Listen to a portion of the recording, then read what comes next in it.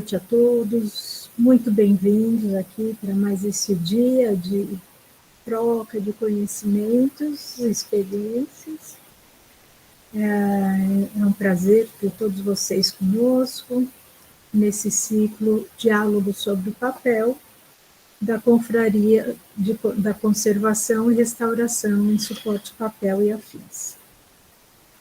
Hoje é o nosso quarto ciclo de palestras, com as confreiras Silvia Helena do Carmo Gonçalves e Lígia Camilo.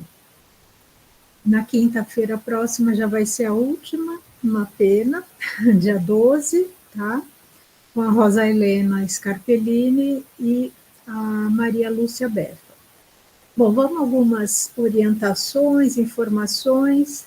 A gente pede que todos deixem os microfones fechados o tempo todo, por favor, porque pode vir barulho de fora, barulho da casa, né? Alguém chega, passa uma moto barulhenta. Então, por favor, deixem fechados os microfones durante todo o evento. Tá? As perguntas, elas devem ser colocadas no chat, certo? Vocês escrevam as perguntas no chat. E antes de começar, escrevam pergunta entre parênteses, aí fica mais fácil da gente localizar. E as perguntas vão ser todas lidas depois das duas palestras, certo? A manifestação de perguntas levantando a mão não vale, tá? Só vale realmente as perguntas do chat. Então, sempre o chat, para perguntar, falar qualquer coisa, tá? A lista de presença vai ser colocada no chat também em algum momento, tá? Não vai ser logo agora. Os certificados, eles vão ser enviados para vocês no e-mail que vocês colocaram na ficha de inscrição, tá? Esperem até mais ou menos uns 30 dias depois da finalização de tudo, da última palestra, de todo o ciclo, tá legal? Os participantes que faltarem mais de 2 vezes, mais de 2 dias da palestra, não vão ter direito a certificado, certo? E, então, podemos começar com as palestras? Sim. Desculpa, eu estava lendo uma pergunta aqui. Essas palestras todas, elas estão sendo gravadas e elas vão para o YouTube da confraria, mas vai levar um tempinho ainda, certo? Então, a gente vai começar com a Silvia Helena do Carmo Gonçalves, com a palestra, deixa eu abrir aqui, Livros de Sepultura.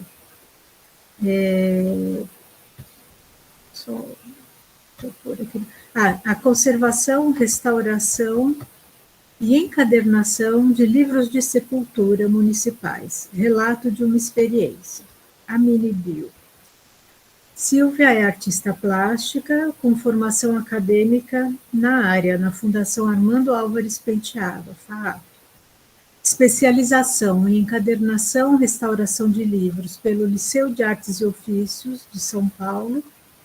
Atuou também em estamparia por 11 anos, em conservação arquitetônica por 2, encadernação de livros de grande formato por 15 anos. Essa última experiência foi desenvolvida numa coleção de 110 livros de registros de cemitérios municipais, selecionados em face do seu avançado estado de deterioração, um projeto de conservação, encadernação e restauro do Arquivo Histórico Municipal de São Paulo. Após a conclusão do projeto, desenvolveu as mesmas atividades na coleção de livros de sepultamento do mesmo arquivo. É fundadora da nossa confraria, né, da Conservação, Restauro e Suporte Papel e Afins, e é aposentada desde 2021, dedicando-se à confraria e aos estudos sobre preservação, com foco na encadernação de livros raros e preciosos, manuscritos e impressos. Então, Silvia, por favor, você tem a palavra. Obrigada, Fernanda. Boa noite a todos. Obrigada pela participação. E eu vou começar, e peço licença, antes de começar a minha fala sobre os livros, de fazer um comentário bem pertinente à minha pessoa. Antes de iniciar a minha fala, quero fazer uma reverência especial ao meu avô paterno, que foi um dos primeiros encadernadores na cidade de São Paulo, no início do século XX. Ele aprendeu encadernação quando seminarista, e na fase mais adulta tornou esta arte seu ofício.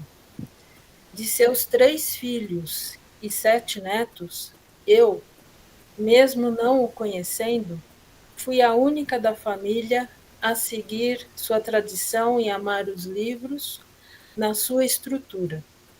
Assim carrego no meu sangue o seu DNA de encadernador e a paixão pelos livros. Falarei sobre a experiência que tive em trabalhar com livros de sepultamento de cemitérios da cidade de São Paulo por mais de uma década. E pretendo explicar o estado em que os volumes chegavam em mãos e como era o método de restauração aplicado neles essencialmente. Infelizmente, não trarei nenhuma imagem do processo por questões burocráticas e outras. Contudo, pretendo narrar de maneira didática o que era executado naqueles grandes volumes. Começo fazendo uma pergunta simples. Por que conservar, restaurar e encadernar livros de sepultamento? Porque são livros que trazem informações as mais diversas e têm importância significativa para muitas pesquisas de cunho pessoal, acadêmico, jurídico e para solicitação de documentação junto aos cartórios de registro civil. Alguns exemplos, para vocês terem ideia do que eu estou falando. Para obtenção de dupla nacionalidade, a certidão de óbito de um parente próximo nascido no estrangeiro, no caso o avô paterno, é o meio legal para a certificação do pedido de dupla nacionalidade e assim poder dar entrada na documentação junto ao consulado da nacionalidade requerida. Na saúde, para estudos dos períodos de epidemia e pandemia que tivemos ao longo dos últimos 124 anos. Também para estudos e pesquisas dos vultos importantes da nossa história recente e passada, em todos os âmbitos dos fatos ocorridos e etc. Graficamente, a aparência daqueles livros, como eram? Como eram confeccionados em estabelecimentos comerciais comuns à época do seu feitio, apresentavam capa dura e lombada arredondada, em tamanho grande, com medidas algo semelhante a 42 centímetros na altura e 32 centímetros na largura, aproximadamente, e com uma espessura bem avantajada de lombada para acomodar 600 páginas no total e ter uma boa abertura de capa. Eram costurados com linhas grossas de algodão que envolviam espessos cadarços também de algodão. Acabamento com cabeceados nas extremidades da lombada e tinham capas em papelão com espessura avantajada e cobertura de revestimento de acordo com o estipulado pelo estabelecimento. Traziam duas partes distintas dentro deles. A primeira, onde eram anotados diariamente os óbitos, e tinham impressão numérica no canto superior direito de 1 a 300, em todas essas folhas.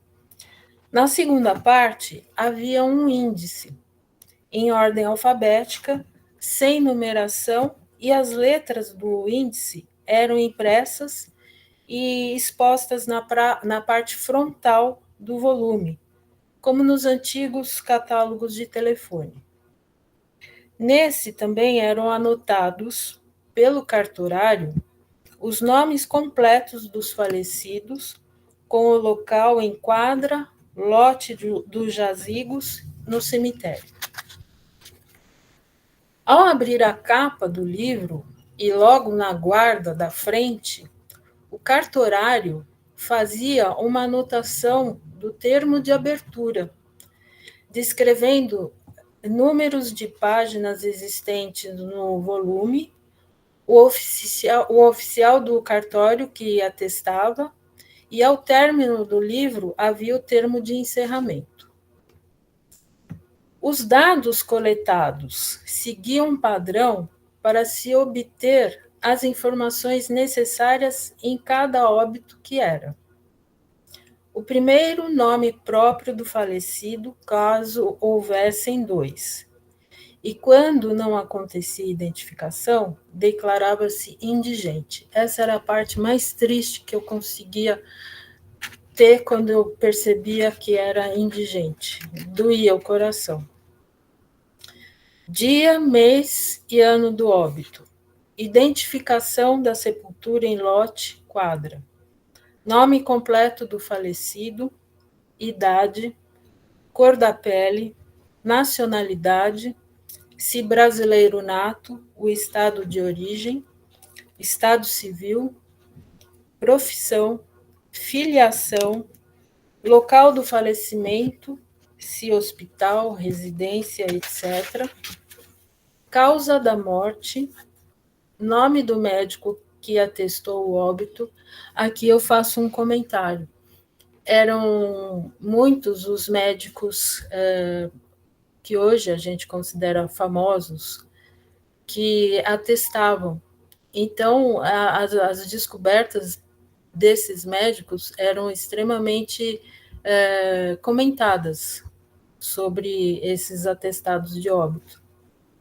Cartório, onde foi feito o registro, e nome do oficial do cartório.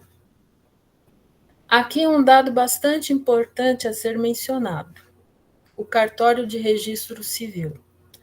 Caso houvesse perda do suporte com a identificação do estabelecimento cartorário, a informação ficava incompleta para o requerente, no caso, um parente, para conseguir a segunda via da certidão de óbito, por exemplo.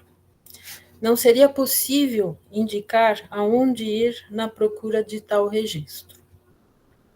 Por condições as mais adversas de guarda dentro da administração dos cemitérios, alguns volumes apresentavam o miolo bastante danificado e bem deteriorado ao folheá-lo, onde se via nitidamente linhas da costura rompidas, cadarços frouxos, deixando os cadernos muito instáveis na estrutura da lombada, às vezes com folhas soltas dos cadernos, ou rasgadas ou dobradas.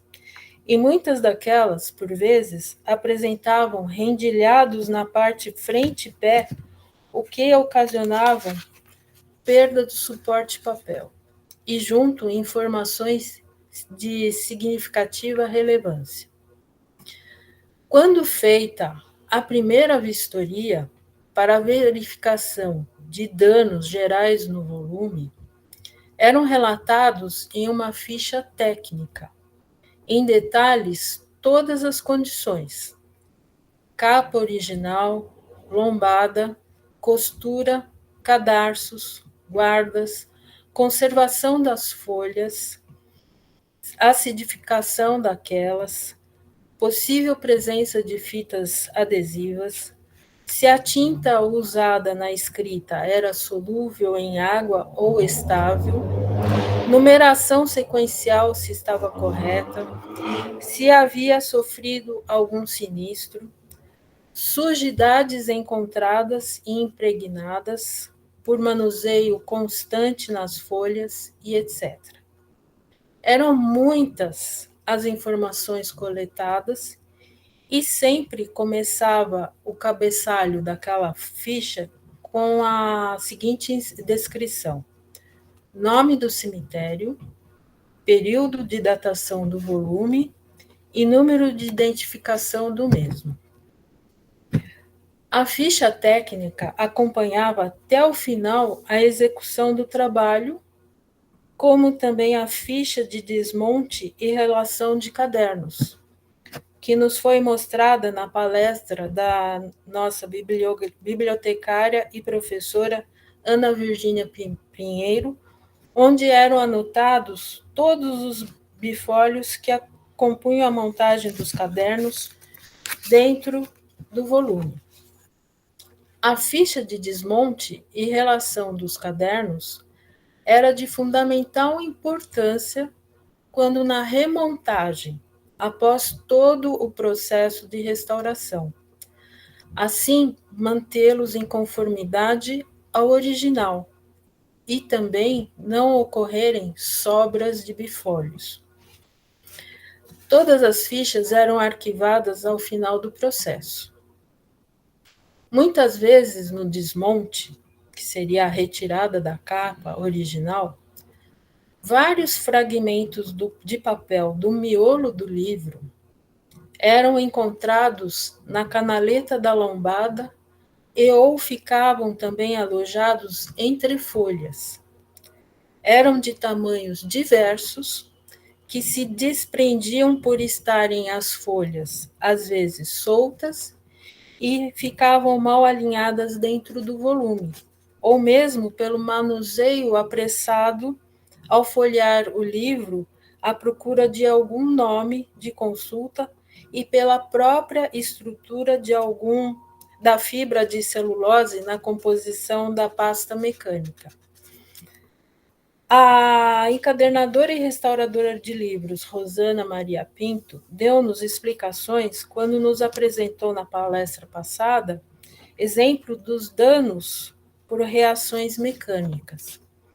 Os fragmentos eram bem pequenos, muito pequenos, onde constava pouca informação de identificação escrita para um possível encaixe no espaço correspondente de leitura textual. Verdadeiras mini peças de quebra-cabeças, mas sem solução nenhuma de encaixe.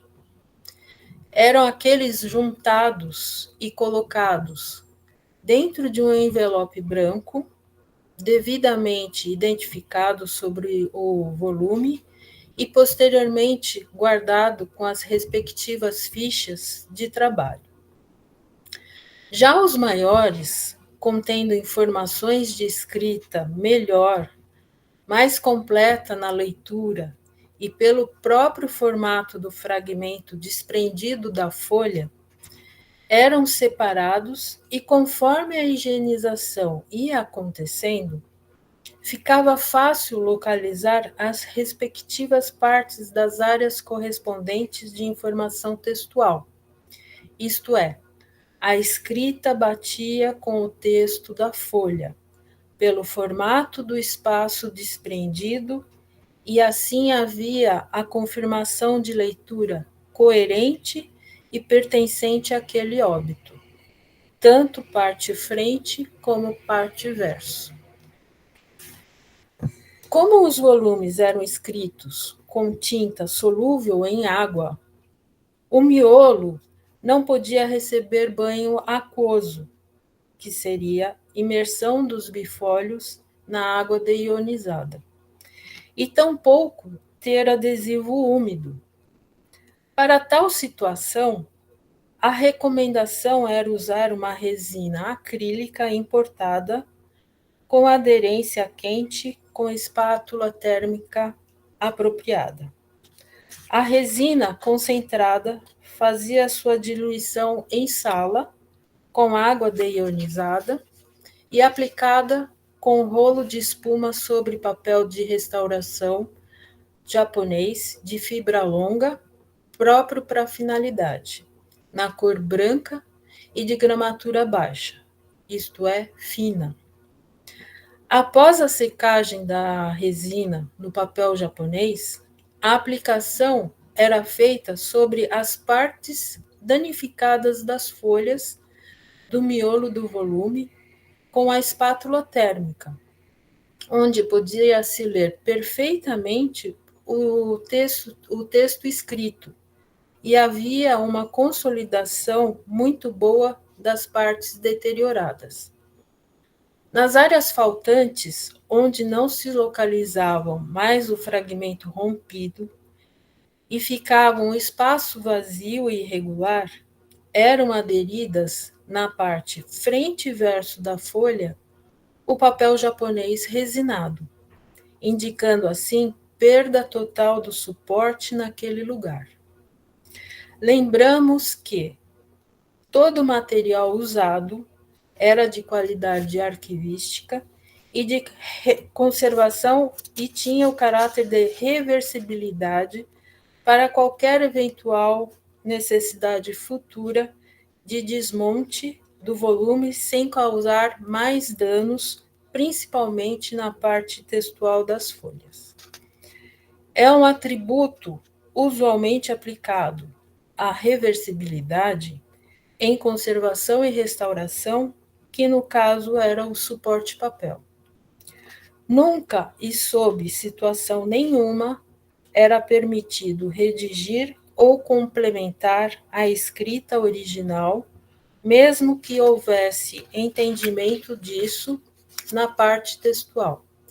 Seria uma falta de ética e também uma fraude a ser cometida. Toda a higienização do volume era feita com trincha larga e de pelos macios em uma mesa de higienização apropriada e com uma luz fria.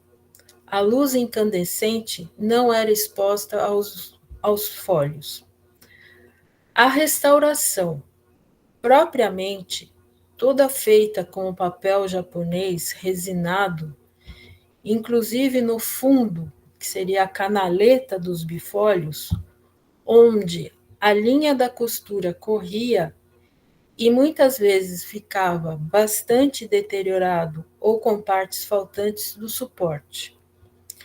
O papel japonês, como todos os demais elementos presentes durante o processo, era cortado no sentido fio da fibra, igualmente para as bardas, o papelão e tecido morim sem goma no sentido da trama, sendo este usado exclusivamente no preparo da lombada.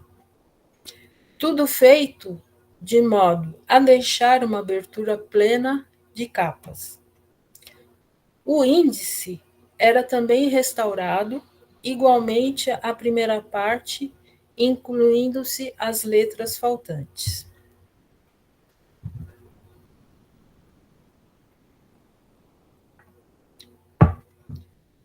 Quando todos os cadernos ficavam prontos, da fase restauração, e empilhados na sequência numérica, estavam aptos a receberem a furação no fundo dos cadernos.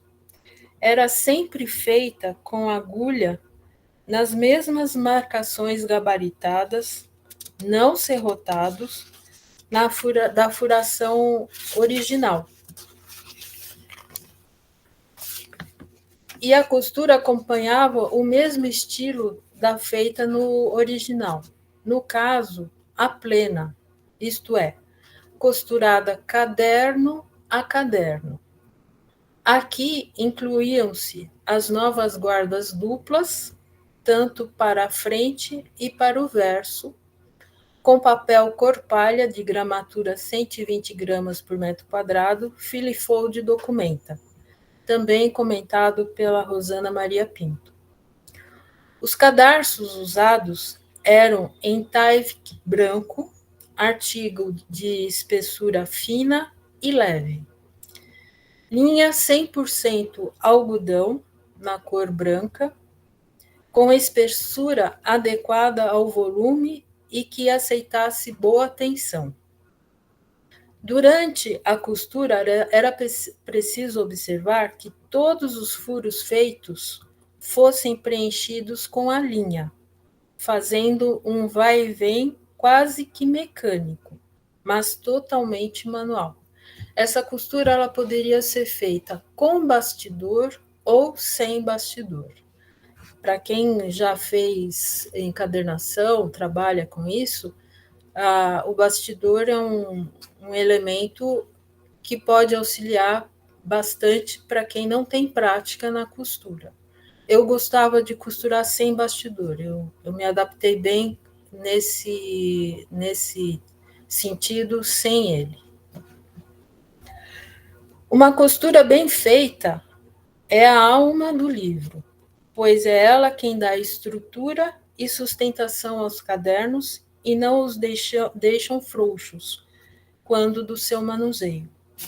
Naquele ponto, a pilha de bifólios montados em cadernos tornava-se o miolo do volume totalmente estruturado, restaurado, pronto para receber o arredondamento da lombada e, posteriormente, todo o prosseguimento nela. Como a ideia era sempre manter as mesmas características físicas do volume original, o arredondamento era feito exclusivamente no processo manual, isto é, sem uso de martelo. Para quem também já fez e trabalha com a parte de encadernação, esse preparo da lombada, alguns fazem esse processo com a ajuda de martelo na prensa. Lá não se usava o martelo. Havia um cuidado com o fundo daqueles cadernos, porque muitos foram reconstituídos com o papel japonês. E o objetivo não era amassá-los com o peso das batidas do martelo, de modo a deixar totalmente fragilizado. E tampouco era usada prensa de ferro e em nenhum momento de toda a atividade do trabalho sobre o volume. Somente tábuas espessas revestidas com fórmica e pesos eram usados.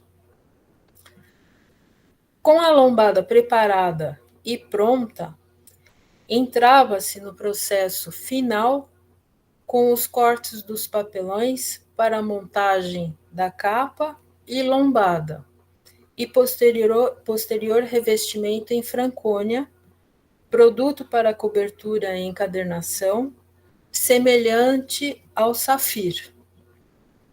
Após, eram identificados com sua numeração original do volume e já podiam ser manuseados para consultas e posteriormente digitalizados. Ao término de todas as partes envolvidas, o volume chegava a pesar aproximadamente de 6 a 6,5 kg, havendo variações, para mais ou para menos. O tempo de trabalho em cada livro dependia muito do estado de conservação do original e podia se levar de 1 a 3 meses em um único volume. Então, era um trabalho que era necessário ter muita paciência, não aquilo de querer fazer rápido não dava certo, precisava estar numa sala quieta, sem grandes interferências de barulhos externos, etc., porque a concentração era plena. Se você, na hora de montar todos aqueles pequenos quebra-cabeças que eu comentei, se você não estivesse prestando atenção, basicamente você não conseguiria recolocar aquelas pequenas partes nos seus respectivos espaços. Então, tudo isso dependia, assim, de uma dose muito grande de calma e paciência. Bem, chegando mais para o final da minha fala, durante esses processos de restauração dos livros, trabalhando em um dos volumes, eu encontrei o registro do falecimento do meu avô paterno, que tanto me inspirou ao longo desses anos todos. Foi um momento emocionante, como está sendo agora. Obrigada, avô Carlos Augusto Gonçalves. Parabéns, Silvia, pela palestra, bastante emocionante, né? Acho que todos nós ficamos com muita vontade de conhecer o seu avô, e foi uma ótima explanação, um trabalho hercúleo, né? E uma realmente que precisa de uma paciência monástica mesmo, né? Meus parabéns, e acho que de todo mundo aqui, né? Obrigada. Aqui está o nosso contato da confraria, né? O Instagram, Confraria CR Papel, e e-mail contato@confrariacrpapel.com.br, certo? Para quem quiser entrar em contato com a gente e conversar sobre esses assuntos e qualquer outra coisa.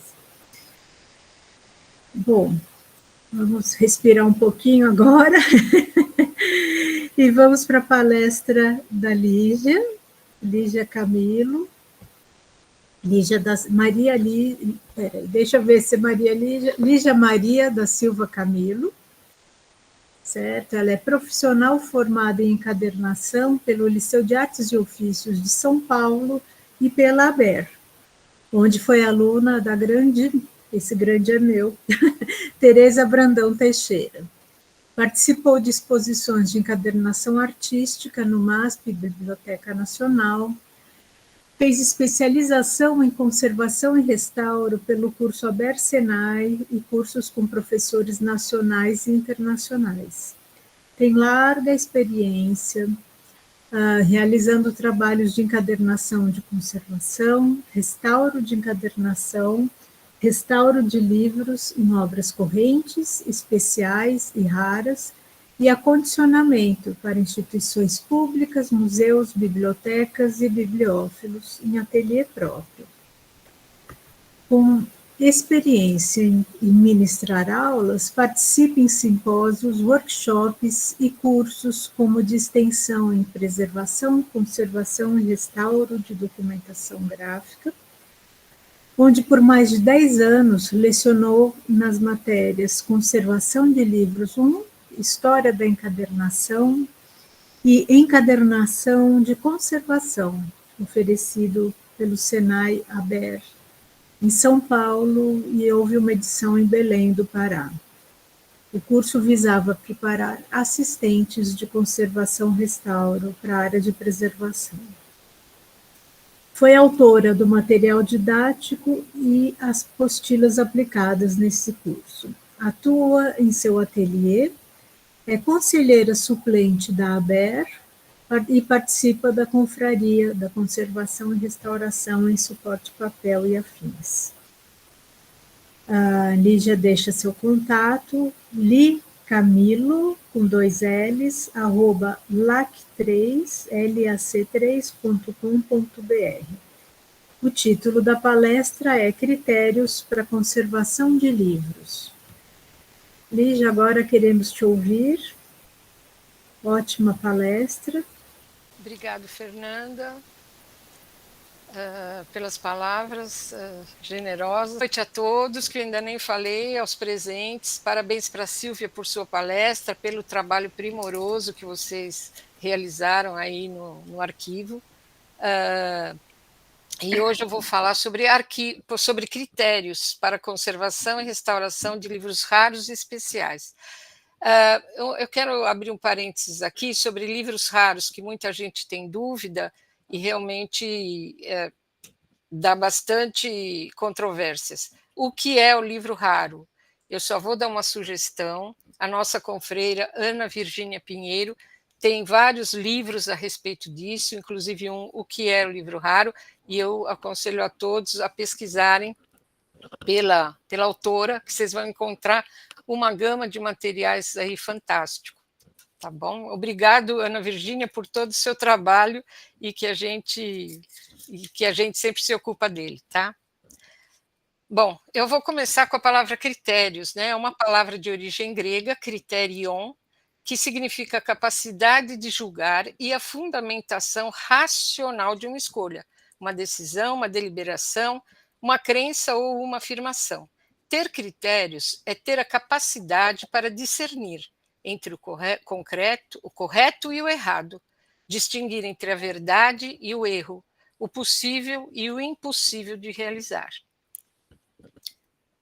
Pode mudar. A conservação... Pode mudar, Rô. Eu que vou mudar, né?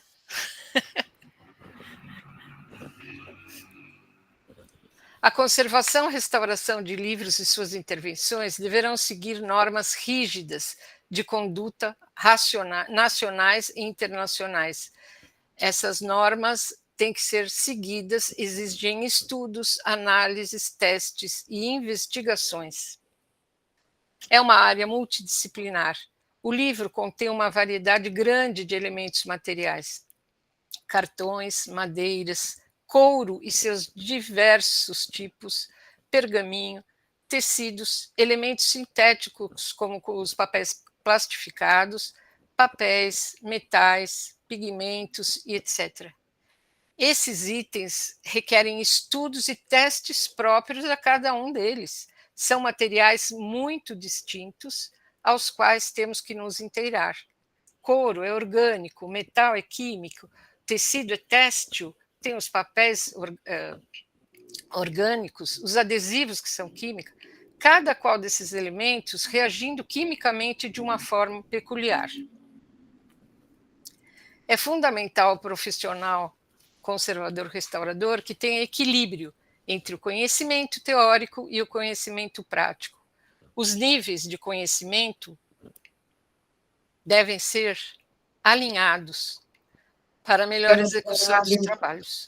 Oi? Alguém falou? Pensar que existe só uma maneira de agir na conservação e restauração é um engano. As técnicas utilizadas por cada restaurador ou cada ateliê podem ser muito diferentes umas das outras e igualmente válidas. Estudos científicos mais a experiência que vem da execução, a repetição prática das tarefas, o treinamento aprimoram o resultado do fazer e fortalecem os critérios a serem adotados. O conservador restaurador deve estar apto ao trabalho proposto, devendo ter o conhecimento necessário para a execução. Ao aceitar o trabalho, estamos cientes que devemos estudar, investigar a história e a materialidade da obra. Nem sempre uma perda é passível de restauro, porque pode haver uma intencionalidade nessa lacuna. Vou dar um exemplo aqui, em alguns livros que a gente trabalhou na Santa Casa de Misericórdia. O Museu da Santa Casa, ele tem um acervo de livros de registro dos bebês deixados nas rodas. Esses livros são manuscritos que contêm as informações do bebê deixado. Data, sexo, muitas vezes eram deixados junto às crianças anonimamente bilhetes com recomendações, que se batizasse a criança com tal nome ou outras informações. Esses bilhetes eram anexados, colados no livro, às vezes grampeados, ao registro da criança. Em muitos casos, eram rasgados ou cortados, e a parte subtraída ficava com quem deixou a criança, funcionando como um protocolo, para quem, sabe, um dia pudesse comprovar o vínculo com a criança e retirá-la de lá, porque a Santa Casa tinha um orfanato. Então, as crianças que eram deixadas depois seguiam a vida ali até serem adotadas ou alguém vir buscá-las, né? Se restaurássemos esse papel, que provavelmente a mãe ou a pessoa que deixou a criança na roda, ela rasgou um bilhete, um deixou com o bebê e o outro ficou com ela, como se fosse um protocolo. Se nós, erroneamente, restaurássemos esse retalho de papel colado no livro, nós perdíamos essa testemunha e ia ser um problema fatal. Esses fragmentos têm que se encaixar, e se você restaurar, você vai perder essa marca, né? Então, quem quer saber mais sobre o assunto, que é muito interessante, muito rico, tem um trabalho da Elisângela Dias, uma historiadora e filóloga que eu conheci lá no Museu da Santa Casa, na época que eu estava restaurando os livros. Ela estava fazendo a pesquisa para o trabalho dela de doutoramento, e ela lançou 2 livros, já acho, As Crianças da Roda dos Expostos.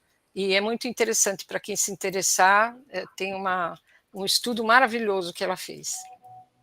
Então, analisar e estudar a obra é super importante. Então, essa intervenção que a gente, essa interação que a gente tem com os gestores, com os curadores dessa coleção, para entender o livro e conhecer. Nós não poderíamos ir com a vista só de restaurador e restaurar tudo que tivesse rompido, rasgado ou faltando com uma lacuna, né? Analisar a obra e estudar, e então fazer valer a premissa. Se não formos capazes de saber fazer, não devemos aceitar o trabalho. O saber sobre a obra, essa interação com os gestores, curadores, é muito importante. Esses critérios devem ser estabelecidos preliminarmente entre o solicitante dos trabalhos, normalmente o detentor da guarda dos acervos, ou responsáveis legais, que podem ser bibliotecários, gestores das bibliotecas, curadores de coleções ou bibliófilos, colecionadores e proprietários particulares. Acervos guardados nas residências, os guardados de família, que podem ser livros, documentos, cartas manuscritas, cadernos de receita, um acervo importante, basicamente apenas para aquele grupo, aquela família. Se algum membro for reconhecidamente notável, esse acervo pode passar a ter um interesse mais amplo, mas normalmente o interesse é familiar. E a guarda temporária basicamente, aqueles que mantêm a guarda sobre os critérios de empréstimo.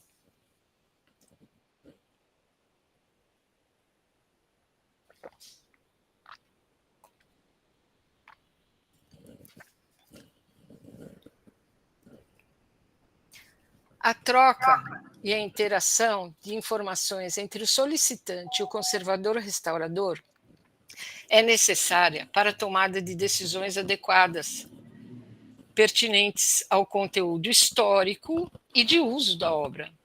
Para que, por que e como restaurar? As respostas para tais questões devem vir através de estudos multidisciplinares e o conhecimento da obra. A interação é fundamental entre essas 2 áreas de atuação, o conservador-restaurador buscando todas as informações possíveis sobre a obra e o detentor da guarda dessa obra fornecendo essas informações. Quando uma intervenção é necessária, ela deve ser solicitada com embasamento técnico e clareza, utilizando nomenclatura correta e específica da área, exigindo materiais específicos e adequados com qualidade arquivística de fácil remoção, estáveis e que assim permaneçam. Essa interação deve continuar durante e até o final dos trabalhos. Pode acontecer casos em que a melhor decisão para a obra é não restaurar, apenas acondicionar adequadamente. Às vezes, a obra tem que ser preservada para um outro momento ser restaurada. Decisões dos gestores mas que muitas vezes pedem a nossa opinião. Muitas vezes, uma questão de verba, eles têm uns 5 livros para restaurar e perguntam qual é o que está mais em risco, a deterioração está mais evidente ou mais arriscado de se pronunciar ou de aumentar essa deterioração. Então, muitas vezes, a gente é consultado. Agora vamos para os conceitos básicos. A preservação é um conjunto de ações indiretas que visam retardar a deterioração e prevenir danos com a criação de condições ideais, controle e monitoramento ambiental, temperatura e umidade relativa do ar. Aliás, muito difícil nesses dias, né? Pode manter uma temperatura de 20 graus e uma umidade relativa do ar de 55, 60 é muito importante, somente com aparelhos mesmo, mas ele deve ter controle e monitoramento frequente. Esses índices são os ideais, tem que ter na preservação planejamento e treinamento, manutenção das coleções, pesquisas em conservação, estudos, planos de prevenção a riscos, recuperação de desastres, digitalização e reformatação dos itens digitalizados. Na preservação engloba todo esse tipo de preocupação, e a reformatação eu acho que é uma das preocupações maiores hoje em dia, que a digitalização tem que ser revista de tempos em tempos, porque precisa ser reformatado esse material, esse acervo, né?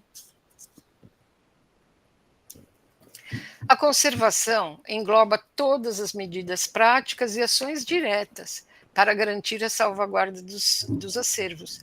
Inclui cuidados preventivos, estudos, documentação e tratamento sempre, né, diretamente na obra. Deve ser documentada, incluindo observação criteriosa da obra, higienização, pequenos reparos e acondicionamento das obras quando necessário.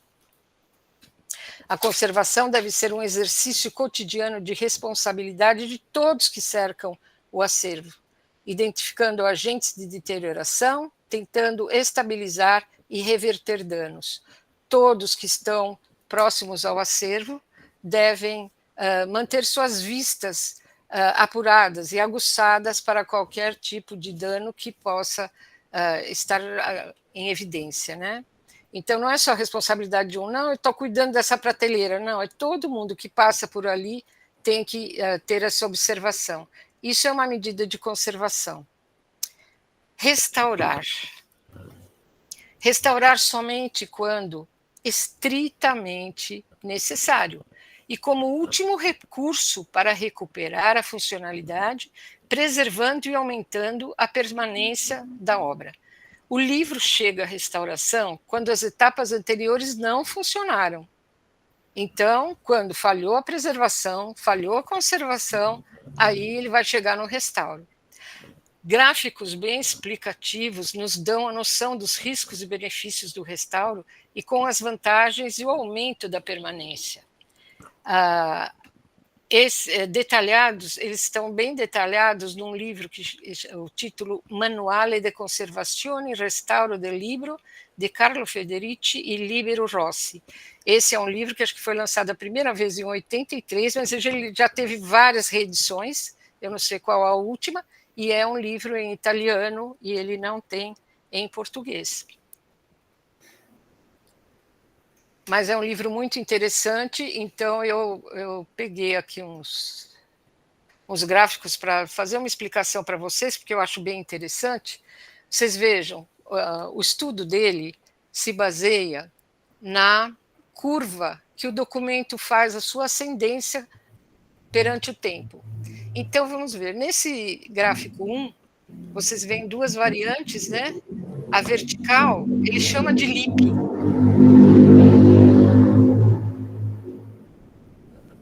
O LIP é exatamente onde a obra foi elaborada, quando a obra foi concebida. Então, ela está em seu pleno estado. E o seu pleno estado é aqui o LIP. Você vê que todos os gráficos partem de um LIP igual. E como o livro é um material orgânico, a curva vai caindo até, e conforme passa o tempo, a variante aqui horizontal é o tempo passando. Então, é como, eu não sei se foi a professora Gulli ou quem que fala que é a morte digna. É o documento lá sem acontecer nada com ele, e ele tende a ir morrendo, né? Aí a sua ascendência, né? Nesse segundo livro, isso é o normal de todo o papel. No segundo, nós vemos aqui o lip igual, a curva está descendo exatamente como natural. Quando chega em certo momento, ele tem uma ruptura, uma queda, uma quebra, um fragmento, alguma coisa que aconteceu, um acidente, e ele tem essa caída no lip. E aí continua igual o seu percurso de vida útil, né? Nesse terceiro, é incêndio. Aqui ele demonstra nesse gráfico o lip, o documento vem normalzinho, ele continuaria no pontilhado, só que incêndio. Realmente virou pó, caiu a zero, certo?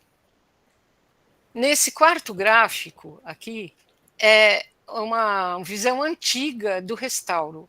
Eles diziam, eu cheguei a ouvir isso no início da minha carreira, que um livro restaurado ia ficar melhor do que o original. Aqui ele demonstra graficamente que isso não é verdade. Essa teoria caiu por terra e é um pensamento muito antigo. O lip na negativa não é possível existir, certo? O percurso natural dele é para baixo, se ele vira para cima, isso é impossível de acontecer. Tá? Aqui no quinto gráfico, a gente vê o documento vindo e ele recebe um tratamento de conservação, que lá na Itália eles falam um restauro conservativo, é muito usado. Aqui a gente fala uma conservação correta. Então, o documento chega aqui, ele precisa de uma conservação, ele continua muito lentamente, a queda dele melhora e ele fica quase que estável. Ele ganhou estabilidade. Quando a gente fala que a conservação é importante, é por isso. O documento ganha uma estabilidade, uma conservação absolutamente dentro desses critérios que a gente está dizendo, né? Aqui nós temos no sexto, vocês estão vendo o cursor, né? No sexto gráfico, vocês estão vendo o documento vindo na sua queda natural. Quando chega aqui, ele tem um restauro destrutivo. E aí ele cai a zero. Ele cai vertiginosamente a zero é quando estragaram, certo? Ao invés de restaurar, houve um estrago tremendo e a gente cansou de ver aí na internet, virou meme, os problemas que tiveram com o restauro destrutivo. Esse daqui chama restauro destrutivo. Acabam com a obra e ela perde, o lip vai a zero, certo? Esse sétimo gráfico, vocês estão vendo a mesma curva, aí ele sofre um restauro. Eu digo sofre, né? Porque é uma intervenção. Aqui ele ganha uma intervenção e ele fica estável por um curto momento. Então é chamado de restauro aparentemente correto, mas destrutivo. O que acontece? Ele, por um tempo, ele fica bom. Aqui um exemplo bem claro é uma laminação. Você pega um documento todo fragilizado, você vai laminar com uma cola inadequada, o papel inadequado. Aparentemente, quando ele volta para o acervo, ele volta bem melhorado, ele volta forte.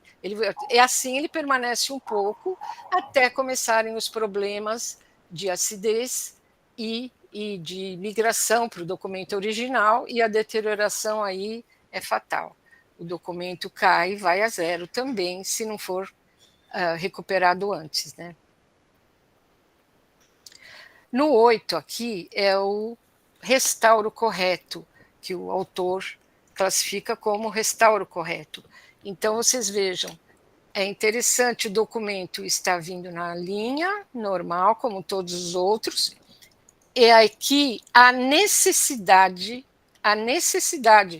ninguém está fazendo alguma coisa aqui que não seja estritamente necessário. Ele necessita de um restauro. Quando a conservação não funcionou, a preservação não funcionou, ele tem uma queda do LIP. Ele tem uma queda do LIP e depois continua. Vocês vão dizer, ué, mas ele foi restaurado certinho, sob os critérios corretos, e ele teve essa queda no LIP. Ele tem uma queda no LIP, por quê? Porque ele sofreu uma intervenção. Uma intervenção, por mínima que seja, o livro foi mexido. O livro, se foi tirado uma linha, por exemplo, a linha rompeu. Vamos trocar a linha, vamos fazer uma costura nova. Vamos pôr uma linha bem melhor que esta aqui, uma linha de linho de alta qualidade. Mas o livro perdeu a originalidade, certo? Então, o LIP é a originalidade do livro. Então, ele tem essa queda, porém, ele continua estável. Ele continua estável, continua. Aqui, muita gente fala, o livro, quando é restaurado, ele perde valor monetário. Quando se sabe que o livro está restaurado, ele cai o preço dele no mercado, né? E eu digo, ele pode perder. Isso ninguém sabe ao certo se ele perde realmente ou não, mas se perder, ele vai ganhar o quê? Impermanência. Se ele não tivesse tido essa intervenção, ele cairia vertiginosamente aqui, ó. E não, no caso, ele teve essa pequena queda no LIP, mas a sua permanência se alongou por bem mais tempo. Esses gráficos são muito explicativos e eles...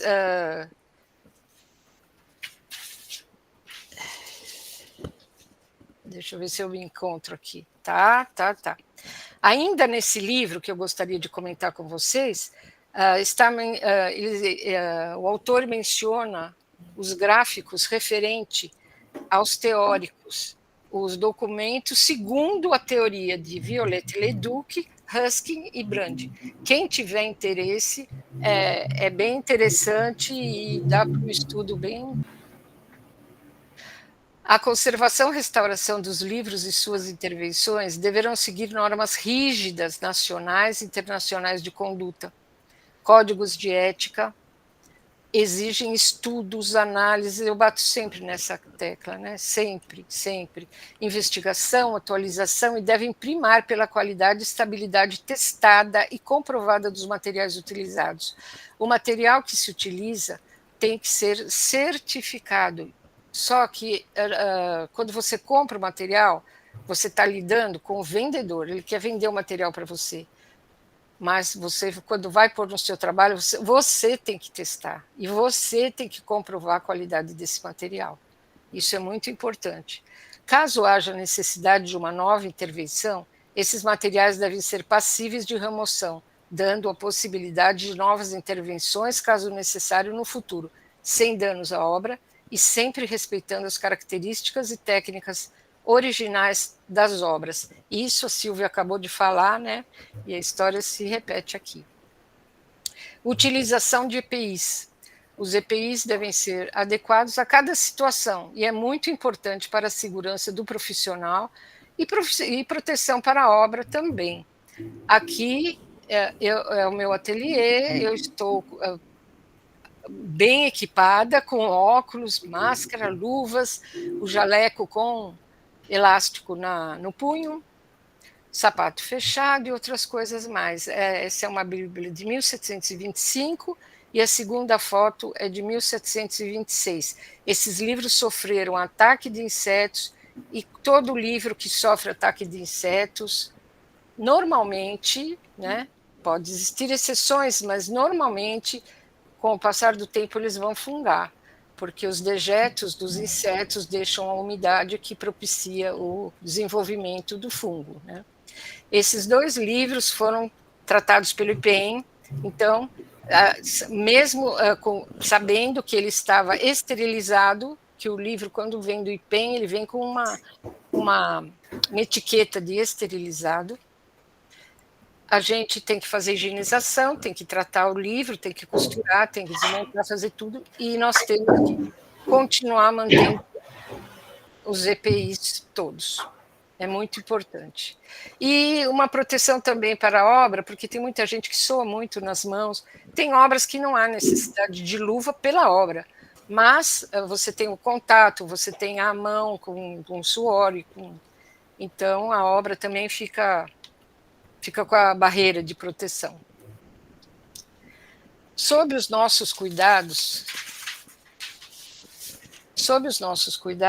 a obra deve sempre estar em segurança, armazenada em local adequado e protegido. Devemos manuseá-la de forma segura e criteriosa. Somos responsáveis pela guarda dessa obra até ser devolvida.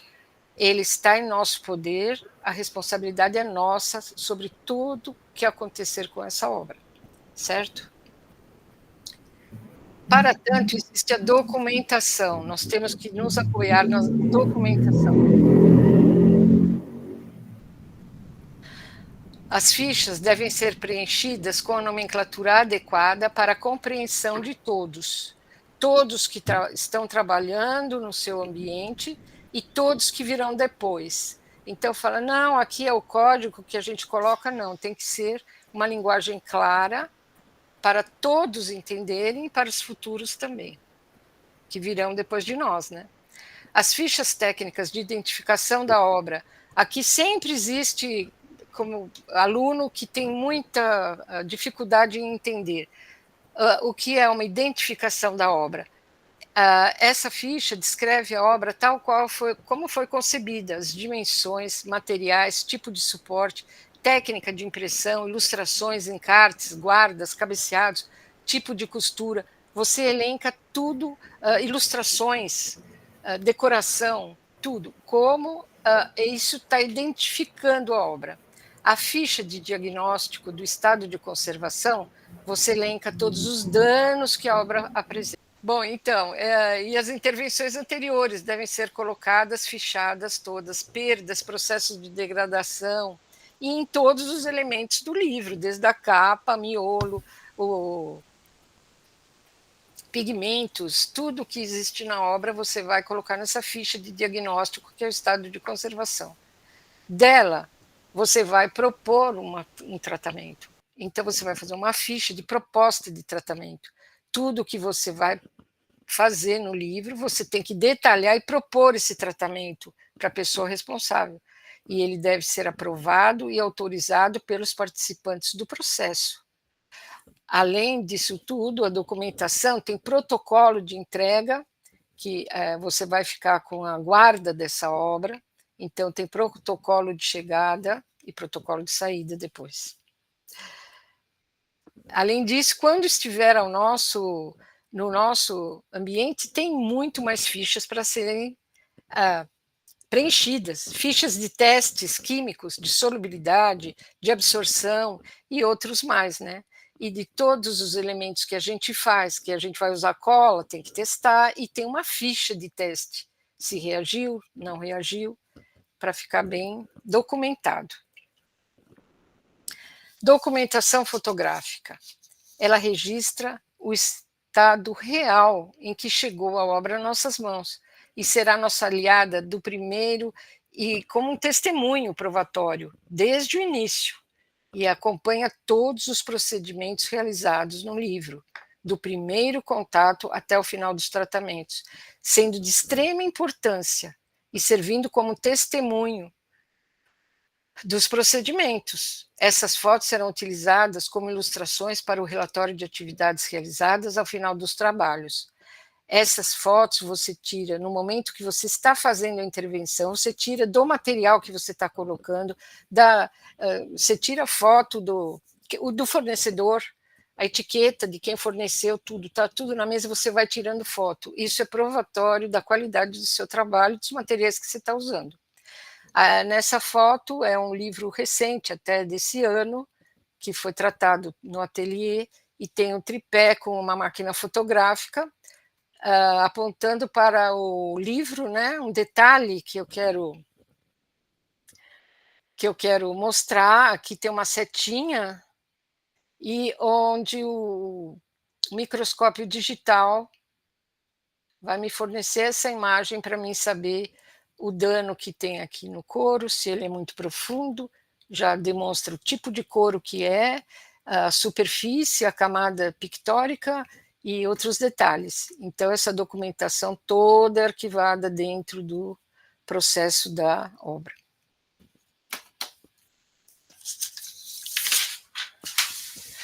Metodologia de trabalho. Devemos seguir uma metodologia de trabalho, uma das primeiras e mais importantes etapas é a higienização. Todo livro sempre começa pela higienização. Por si só, ela já é uma das mais importantes etapas, por si só, porque é uma ação de conservação, é o reconhecimento e o monitoramento do livro. Uma higienização deve seguir a ordem. Antes de abrir o livro, fazer a limpeza dos cortes, das capas, depois de aberto da primeira à última página, além de verificar algum dano existente, algum agente degradador, ainda possibilita a ação benéfica de arear as páginas, né? Tanto na conservação como no restauro, essa etapa é primordial. E deve ser dessa forma, da primeira página à última página. Isso nós estamos falando de livros raros, de livros especiais, certo? Se você não fizer todas as páginas, o livro não é considerado higienizado. A gente encontra coisas muito estranhas dentro do livro e fatores de deterioração que podem causar um dano muito sério ao seu livro. Só com a higienização total é que você vai se certificar que aquele livro não tem nada que possa deteriorar. Esses aqui são uma noção muito rápida aqui, e poucos até elementos, existem muito mais. A gente utiliza vários tipos de borracha, como vocês estão vendo aqui, olha, e ainda falta borracha de tecido e umas outras, vários pincéis, trinchas, pincéis de todo tipo, aspiração. Aqui você tem lupas, espátulas de todo tipo, pó de borracha, algodão, suobe, e aqui alguns elementos químicos, álcool 70, alguma coisa numa caixa separada, tá? Existe uma infinidade de elementos que você se utiliza para fazer a higienização dos livros. E, às vezes, a gente tem que improvisar. Como foi nesse caso aqui, é um caso de um livro recente, 1980, livro maravilhoso, Flores da Amazônia, né, Flowers of the Amazon, e da Margaret Mee. Esse livro, quem conhece, né, muitas pessoas conhecem, porque ele é belíssimo, só que ele é de grande formato, vocês estão vendo aqui essa foto, ele é de grande formato, as ilustrações são primorosas, é um livro maravilhoso, e ele tem uma caixa tipo luva, em tecido, e ele é de um material sintético, o livro. Esse livro ficou armazenado pelo colecionador na parte de cima da estante, como ele é fininho e bem grande, no último estágio, quase rente ao teto. E houve um vazamento no andar superior. Esse vazamento não teve gotejamento, não teve sulcos de água que escorriam, nada. É uma umidade que migrou silenciosa, e o livro lá fechadinho. Quando eles deram por si, quando foram retirar esse livro e ver, ele estava completamente fungado, né? Aí este livro também foi para o IPEN. O IPEN é nosso aliadíssimo quando existem ataque de insetos ou fungos. Foi para o IPEN para ser irradiado pelo raio gama, e veio para mim para fazer a higienização disso. Era um papel couché, ele teve que ser todo higienizado com algodão, e aqui a caixa foi o maior desafio, porque ela tinha 3,2 centímetros de largura, de espessura, e provavelmente sem as capas, né, sem as pastas dessa caixa, isso caía para 2,5, não tinha como higienizar dentro dessa caixa, que estava com bastante detritos e sujeiras e tudo isso. Porque quando ele é irradiado, o fungo parece um pó, fica um pó, você tem que fazer uma boa higienização depois que ele é irradiado, antes mesmo também, né, sempre. E qual foi a manobra que a gente criou, né? E muito improvisada. O pincel não tinha um pincel que tivesse 40 centímetros de cabo. Então, a gente adaptou um cabo num pincel de cerdas um pouco resistentes, grossas, e acoplamos no aspirador. Aqui saem 2 cânulas que seguem, porque uma não funcionou, então a gente colocou 2 cânulas, e aqui está a ponta, o pincel e 2 cânulas de aspiração. Então, com isso, a gente introduziu na caixa, o pincel fazia o movimento de remoção dessas partículas, e as cânulas aspiravam os detritos. E funcionou muito bem, os reparos também foram outro desafio para fazer, mas eu digo que a gente tem que higienizar o livro, e o improvisado às vezes acontece, e muitas vezes dá certo, como nesse caso.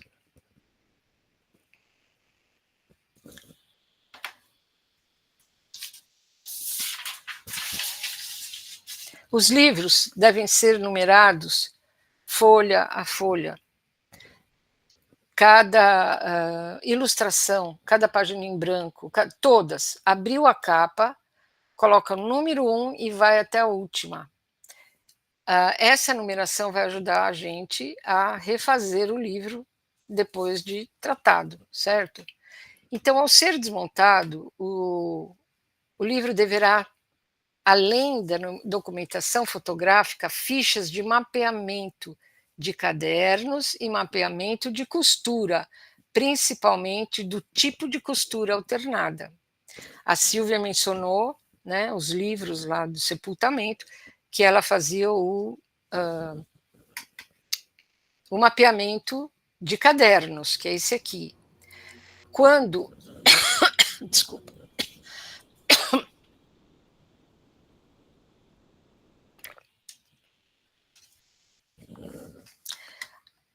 O livro é importante, como este que eu estou costurando aqui, ele deve seguir o percurso da linha, e principalmente se for costura alternada. Costura alternada é aquela que passa um fio entre 2 ou até 3 cadernos. A mesma linha vai por cima, vai por baixo, passa no outro, e a gente tem que mapear esse movimento da linha dentro do caderno, porque a tensão do fio dentro dos cadernos produz uma ondulação no papel de trapos, como é o caso aí, que é uma ondulação maravilhosa e que deve ser respeitada. A gente não pode aplanar esse livro. E se você fizer uma costura não respeitando essa ordem, esse mapeamento, você vai provocar um desnível, e você vai provocar talvez um equilíbrio nessa ondulação do volume, e pode deteriorar. Isso a gente não pode fazer. Dá trabalho, dá muito trabalho. Dá muito trabalho. Eu fiz um livro com 190 cadernos, e tinha aqui umas 4 folhas dessa, o mapeamento de costura, ele é muito grande, e aqui tem acho que 7 apoios de costura, porque nos apoios de costura é que ele entra e sai no caderno, né? Então, quanto mais apoios de costura, mais o movimento segue, né? A nova costura deverá ser do mesmo tipo que a original, e seguir o mesmo percurso que a linha anterior, a linha original. Ser da mesma espessura, para respeitar o equilíbrio do volume. Também tem que ser a mesma espessura, senão vai sobrar lombo, e aí vai ser um problema. Aqui os apoios de costura foram preservados, e a costura seguiu sobre a capa de trás e os apoios de costura que estavam fixos. Esse é um livro que os trabalhos de conservação e restauração exigem responsabilidade, menor interferência possível. Esse é um dos critérios assim, básicos de restauro, que a maioria das pessoas já sabem, já conhecem, mas nunca é bom esquecer, deixar de lado, e temos que reforçar. nós não podemos realizar procedimentos que não sejam realmente necessários para encarecer nosso trabalho, por exemplo. Isso é um problema ético grave, certo? Então, temos que fazer o mínimo que a obra exige, certo? Essa é uma Bíblia de 1722, ela é um livro maravilhoso, tem 1816 páginas, ele pesa 12 quilos e 400 gramas, foi um livro difícil, dor na coluna, mas os livros com capas, com as pastas de madeira, eles são muito pesados mesmo. As pastas são de madeira, o revestimento aqui é em pergaminho, ele é todinho gofrado, é uma decoração belíssima, toda gofrada, então ela é muito delicada, e tem as cantoneiras de metal, os fechos com parte de metal e parte em couro, um broche central.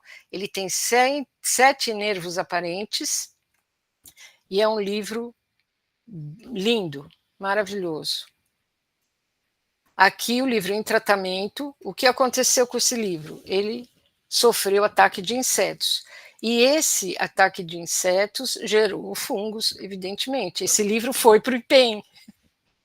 Hoje eu ganhei aqui o dia falando do IPEM, porque todos os selecionados dos tantos livros que eu tenho foram para o IPEM. Mas realmente ele foi para o IPEM e ele tinha as 73 primeiras folhas soltas e as últimas, porque o bichinho entrou pelo lombo e comeu o festo dos últimos cadernos e dos primeiros cadernos. Vocês estão vendo aqui o estrago que foi feito. Tinha que ser feita uma higienização, como sempre, muito rigorosa, e para trabalhar nesse livro de 12 quilos e 400 gramas, né, para fazer higienização e todo, aerar esse livro e tudo, foi feito esse suporte, esse apoio, certo, de livro, que é confeccionado cada vez, no caso, eu dei para o cliente esses apoios também para quando ele quisesse fazer alguma consulta nesse livro. Ele precisa de 2 pesos aqui, olha, porque o peso do livro é muito grande, ele vai afastando esses apoios que são feitos de papelão, revestidos de Tyvek. O livro aqui é aberto e o lombo ele fica livre. Então, esse apoio não é único, são 2 apoios colocados, e aqui onde tem o lombo, que não podia ser danificado, ele não podia ficar encostado, tem baguetes de ar para preservar a ondulação dos nervos e não danificar o pergaminho desse lombo, certo?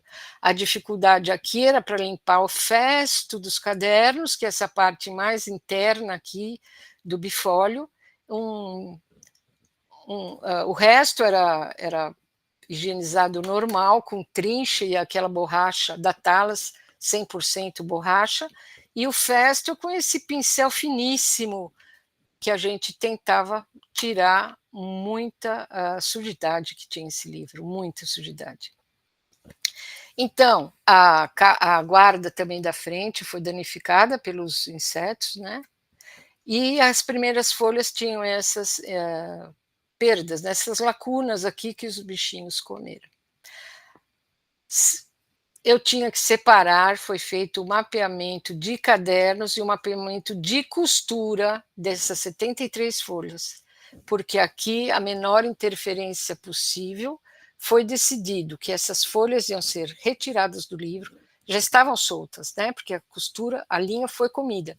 Então, foram tratadas e inseridas novamente no livro. O resto do livro, que estava em perfeitas condições, quando a gente fez essa avaliação, essa higienização, a gente percebeu que a costura permanecia correta, em ordem, então decidiu-se que íamos tratar as folhas que foram atacadas, afetadas, e inseridas no livro novamente, certo? Foi feito um mapeamento e a gente foi trabalhar com...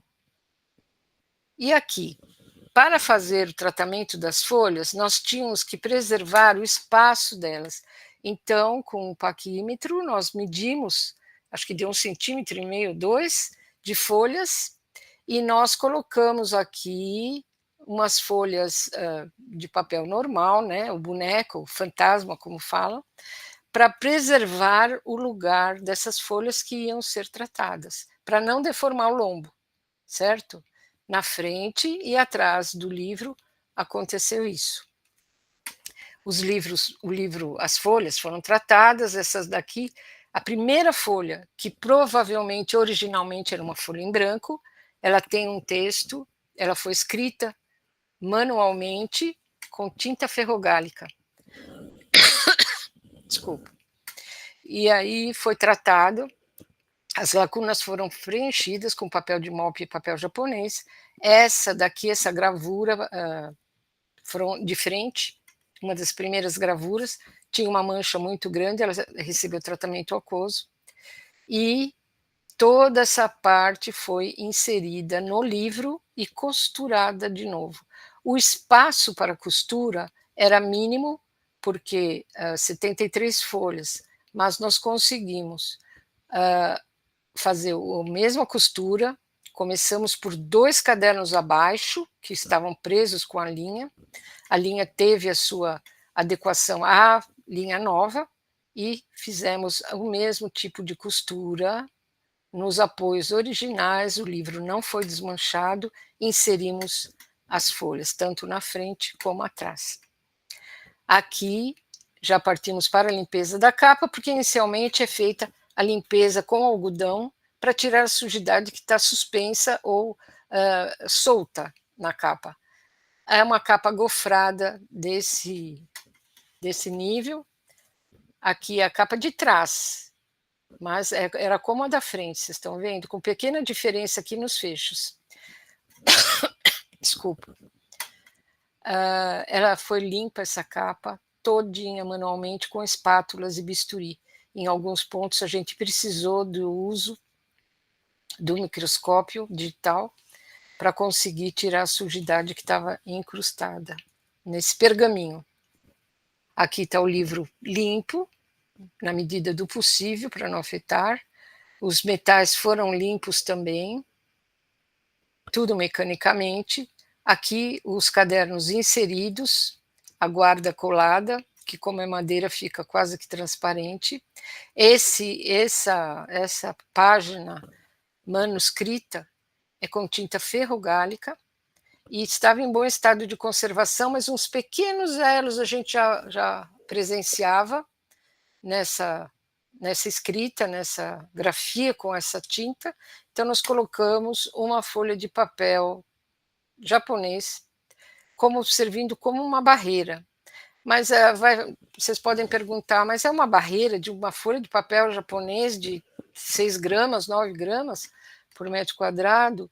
É mais para identificar se começa a migrar a tinta. Aí você tem a chance de trocar e de tratar também a tinta que está com problema, certo? Ela é uma barreira identificadora da migração da deterioração da tinta ferrogálica. Aqui a folha de rosto e foi finalizado o trabalho. Aqui nós temos outro critério muito importante, que eu costumo dizer brincando, que ateliê de restauro não tem lixo de livro. Tem outros tipos de lixo, mas de livro não tem. Todos os elementos que forem retirados do livro, como fragmentos de materiais, linhas e outros elementos que sejam prejudiciais e não pertencem à obra, eles são separados, acondicionados adequadamente e entregues junto com a obra e o relatório final.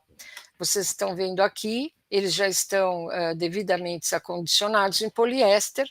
Esse aqui era um folheto que estava dentro, referente à obra de um livreiro de Nova York, se não me engano, ou Inglaterra. Aqui as linhas todas que foram retiradas. Aqui os apoios de costura. Esse é um outro livro, gente, não é o anterior. Totalmente rompido. Então, tinha pequenos fragmentos desse apoio de costura. Fragmentos aqui, olha, 4 fragmentos de reforço de lombo, que era pergaminho, estava muito ressecado, e nós tivemos que remover porque já estava danificando. porque o pergaminho, quando ele fica muito ressecado, e principalmente nessa parte que é o reforço de lombo, ele quase que corta o papel. Fica como se fosse uma faquinha de tão fino que ele é, né? Aqui, qual foi a solução desse livro? Olha, é este o livro. Lígia, Oi. desculpa, tá uma delícia te ouvir, mas Já passou. você está falando há 50 minutos, a gente ouviria mais 3 horas.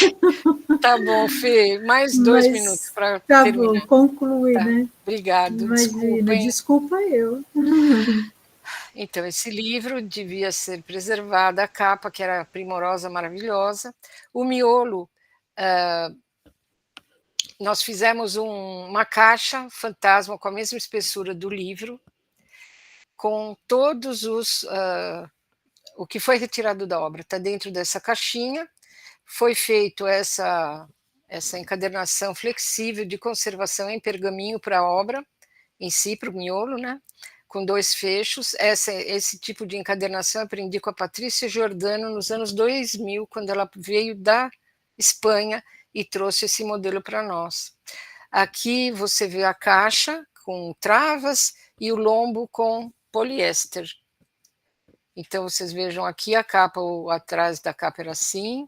Esse livro é de 1516, então o colecionador aprovou essa nossa versão aqui, que ficou o livro original miolo, a capa, né, preservado tudo, a lombada, com a caixa dentro e os pertences do livro.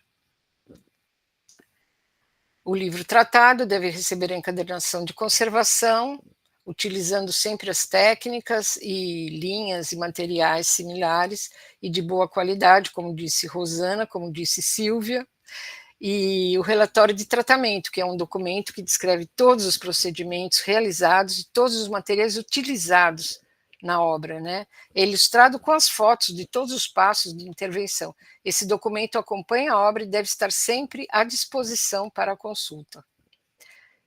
E aqui já a finalização, ao abrirmos ou desmontarmos um livro importante, cuja idade ultrapassa séculos, podemos tentar imaginar quem o encadernou, quem foi o impressor, por quantos lugares passou, quantas mãos o manuseou, e a gente pede até licença e, com muito respeito, a gente faz os procedimentos, né? Quantos lugares ele passou, quantas mãos o manuseou, e seguindo os critérios de preservação, até quando ele permanecerá. Muito obrigada a todos, desculpe o meu atraso. Já foi ótimo, como eu te falei, a gente ficaria aqui ouvindo várias horas ainda, uma delícia. Parabéns pela apresentação também, foi excelente, né? A parte teórica juntando com a parte prática, mostrando exatamente como você faz, né? Então, foi muito bom, tem vários aqui aplausos, coraçõezinhos, assim como teve para a Silvia também. Obrigada. Mas vamos lá, né, para as questões, tem várias questões, acho que não vai dar tempo de fazer todas, viu, pessoal? A gente tem que selecionar, né? Tem que selecionar. Vamos lá para a Silvia. Olha, uma pergunta interessante da Isabel Cristina Gonçalves. Qual o seu sentimento ao trabalhar com esses livros de sepultamento? Olha, os sentimentos era assim algo de muito respeito, porque a cada volume que eu pegava para trabalhar, eu tinha um pensamento de estar lidando com verdadeiras almas que estavam registradas naqueles livros. E quando eu entrava na sala de guarda, que seria a reserva técnica, para poder deixar um livro lá pronto, eu pedia licença, como eu também pedia autorização para sair. Era algo meu, algo bem específico. Então, esse sentimento é de profundo respeito. É isso que eu tenho a dizer. Mas é isso um pouco, a gente está na fim, a gente está lidando com as vidas que estão em todos esses livros. Alguém fez, né? Alguém leu, é bem interessante isso. Lígia, as letrinhas aqui para pequeno.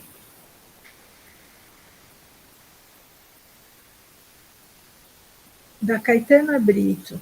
Você não acha que a higienização é considerada pelas instituições de guarda uma ação menor, entre aspas, que pode ser feita por pessoas sem conhecimento de conservação? Tem outra Sim, pergunta da Caetano que acho interessante já fazer as duas, tudo bem? tudo bem.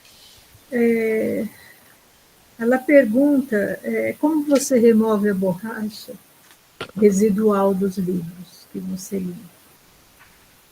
Borracha residual? Pó de borracha, talvez? Acho que sim, ou mesmo uma borrachinha sempre vai alguma coisinha, né? Então é importante. Bom, primeira pergunta, eu acho que as instituições não dão valor para a higienização. Por isso que eu fiz questão de dizer que é primordial e é de importância vital para o livro, porque nele você identifica os danos, você tudo, a ficha de danos e de conservação da obra, ela acompanha a higienização. Então, tudo que você vê, um manuscrito num canto, um lembrete, tudo é registrado nessa folha. Se você contrata uma pessoa ou empresas de limpeza, né? Tem muitos lugares que sem treinamento, as pessoas sem treinamento precisam de um treinamento rigoroso para que tudo isso não seja prejudicial para a obra, né? E é como eu falei, é da primeira à última folha, o livro está higienizado. Se não for da primeira à última folha, se deixar um bloco no meio sem higienizar, o livro não está higienizado para mim. Tá certo. E a borracha, quanto à borracha, é o seguinte, você passa a borracha e depois a trincha de novo. Entendeu? A trincha é vital, você não pode deixar a borracha, porque ela vai danificar o livro. E a maioria dos livros a gente nem usa pó de borracha. Exato.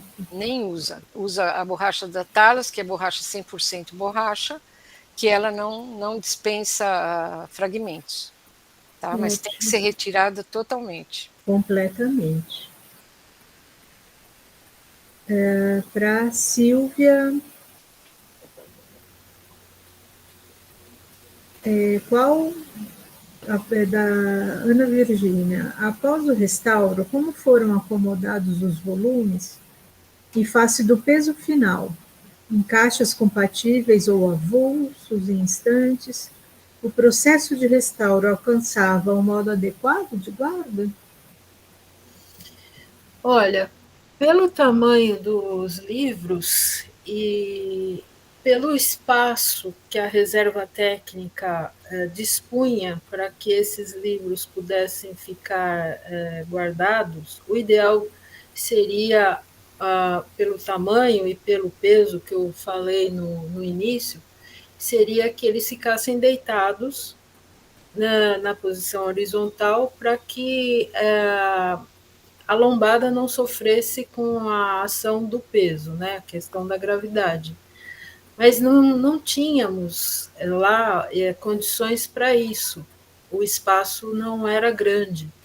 Então, eram colocados em posição lado a lado, em pé, e eram estantes de aço, havia um espaço pré-determinado pela montagem da estante, então eram colocados poucos volumes, no caso, para que houvesse uma circulação de ar entre os volumes, para que eles não ficassem totalmente prensados a ponto de não haver esse respiro. E cada vez que um funcionário ia fazer uma pesquisa, etc., ele, quando pegava o livro, ele dava ao folhear, ele estava dando um respiro também para aqueles livros, né? Então, a maneira como era deixado era assim. E a outra parte da pergunta, qual que é? Deixa eu voltar aqui. O processo de restauro alcançava o modo adequado de guarda? Sim, alcançava, porque os livros, eles chegavam em estado tão deteriorados, na parte miolo principalmente, que depois de todo o processo de higienização, que ali já falou, de restauração e de confecção, de costura, eles sim alcançavam. Era um trabalho hercúleo, mas eles alcançavam. Realmente bastante. Para a Lígia agora. Lígia, da Ana Virgínia. Lígia, tive a oportunidade de examinar uma obra rara de colecionador particular que sofreu intervenções em que o suporte foi laminado, mas permaneceu frágil e pior.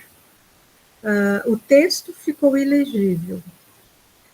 Há algum documento que o colecionador possa solicitar ou exigir do restaurador com a descrição dos procedimentos que serão tomados e do resultado previsto? O restauro pode ou deve dar alguma garantia quanto ao resultado esperado? Bom, é assim, o colecionador, sim, ele pode exigir. Quando você faz uma proposta de tratamento, você coloca todo o material que você vai usar. Item por item, é detalhado, o meu orçamento é detalhado item por item, a maioria dos restauradores fazem isso. Tudo que vai ser feito, todo o material que vai ser usado e a proposta. Se existe alguma dúvida de como vai reagir aquele documento, porque a gente precisa de testes, né? Então a gente já tem que estar com a obra em mãos para fazer esse tipo de teste. Existe a chance de a gente colocar duas possibilidades, entendeu? Se não der certo de uma forma, a gente faz de outra.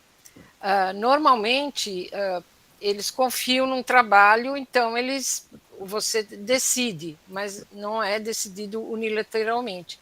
Eles têm que assinar a proposta e saber de todos os riscos que a obra está correndo. Por exemplo, no tratamento do couro, o couro pode escurecer.